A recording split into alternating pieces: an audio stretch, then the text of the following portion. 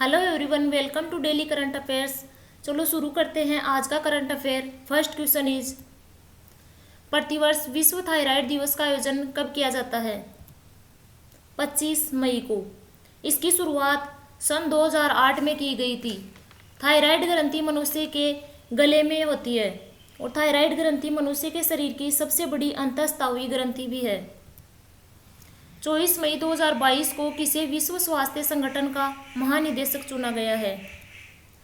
Doctor Tedros Ghebreyesus.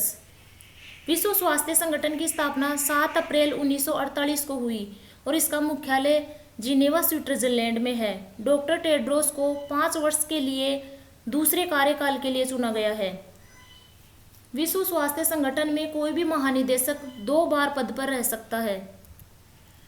23 मई 2022 को भारत और किस देश ने निवेश प्रोत्साहन समझौते पर हस्ताक्षर किए हैं? अमेरिका। टोक्यो, जापान में यह समझौता हुआ है, जहां भारत और अमेरिका क्वाड शिखर सम्मेलन में हिस्सा लेने गए थे, जिसका उद्देश्य है विकास परियोजना में निवेश को बढ़ावा देना। 24 से 27 मई 2022 तक भारत और किस देश के बीच द्विपक्षीय नौसैनिक अभ्यास बोंगो सागर का तीसरा संस्करण आयोजित किया जा रहा है? बांग्लादेश। इसका आयोजन पोर्ट मंगला, बांग्लादेश में हो रहा है। 24 मई 2022 को विश्व आर्थिक मंच द्वारा जारी travel and tourism development index 2021 में भारत किस स्थान पर रहा है? 54वें स्थान पर। फर्स्ट स्थान पर इसमें जापान रहा है और अंतिम स्थान पर चाड रहा है। वर्ष 2022 में 8वां अंतर्राष्ट्रीय योग दिवस कहाँ मनाया जाएगा? मैसूर, कर्नाटक में। अंतर्राष्ट्रीय योग दिवस मनाने की घोषणा सन 2014 में की गई थी। पहला अंतर्राष्ट्रीय योग दिवस 21 जून 2015 को मनाया गया। 21 जून को ही मनाने की घोषणा क्यों की गई? क्योंकि यह दिन वर्ष का सबसे लंबा दिन होता है और योग भी मनुष्य को दीर्घायु बनाता है। 25 मई 2022 को किस राज्य में सिरोही लिली महोत्सव 2022 के चौथे संस्करण की शुरुआत हुई है? मणिपुर के उखरुल जिले में। सिरोही लिली मणिपुर का राजकीय पुष्प भी है। 24 मई 2022 को किसने आभा मोबाइल ऐप लॉन्च किया है? राष्ट्रीय स्वास्थ्य प्राधिकरण ने। आभा यानी आयुष्मान भारत हेल्थ अकाउंट। यह आयुष्मान भारत हेल्थ अकाउंट एक डिजिटल हेल्थ कार्ड है और यह कार्ड 14 अंकों का है। 25 मई 2022 को कॉम्बैट एविएटर के रूप में आर्मी एविएशन कोर्प्स में शामिल होने वाली पहली महिला अधिकारी कौन बनी है? अभिलाषा बराक। आर्मी एविएशन की स्थापना 1 नवंबर 1986 को हुई। आर्मी एविएशन कोर्प्स आर्मी का एक एविएशन विंग है, जिसका उद्देश्य है सहायता पहुंचाना, सैन्य परीक्षण करना, आवश्यक वस्तुओं को पहुंचाना और निगरानी रखना।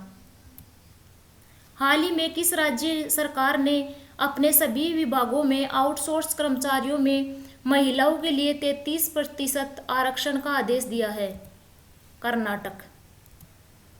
राज्य में किस विभाग द्वारा इको टूरिज्म को बढ़ावा देने के लिए प्रत्येक जिले में लवकुश वाटिका विकसित की जाएगी? वन, पर्यावरण एवं जलवायु परिवर्तन विभाग ने। राज्य कृषि मंत्री लालचंद कटारिया ने राज ओलिव स्टोर का उद्घाटन कहाँ किया है? दुर्गापुर अनुसंधान केंद्र परिसर, जयपुर में। वोकल फॉर लोकल विजन के तहत रेलवे ने जोधपुर स्टेशन पर किस स्थानीय स्वदेशी उत्पाद के कियोस्क की शुरुआत की है? बंदेज एवं प्रिंट साड़ी। और ये वोकल फॉर लोकल भारत में कोविड-19 के समय स्थानीय वस्तुओं को बढ़ावा देने के लिए शुरू किया गया था। करौली में शेरनी नदी के किनारे बसे गांवों के युवाओं के दस्यु जीवन में किस व्यक्ति के प्रयासों से परिवर्तन आया है? राजेंद्र सिंह। राजेंद्र सिंह को वाटरमैन ऑफ इंडिया भी कहा जाता है। शेरनी नदी के आसपास तालाबों का धीरे धीरे निर्माण हुआ और यहाँ पर कृषि करना प्रारंभ हो गया। जैसे जैसे कृषि होना प्रारंभ हुआ तो लोगों ने अपने हथियार त्याग कर यानी दस्यु जीवन से मुख्यधारा की ओर जुड़कर कृषि करना प्रारंभ कर दिया और धीरे धीरे यहाँ की सामाजिक और आर्थिक परिस्थिति में बदलाव शुरू हो गए। करौली जिले में पान की खेती भी की जाती है जिसे बजेड़ा कहा जाता है। कृषि बजट 2022-23 में प्रस्तावित राजस्थान जैविक खेती मिशन के लिए कितनी राशि प्रस्तावित की गई है? 600 करोड़ रुपए। राजस्थान का पहला जैविक जिला डूंगरपुर है और राजस्थान का पहला जैविक गांव जयपुर का दादिया गांव है। आज की क्लास में इतना ही, मिलते हैं नेक्स्ट क्लास में। Thanks for watching.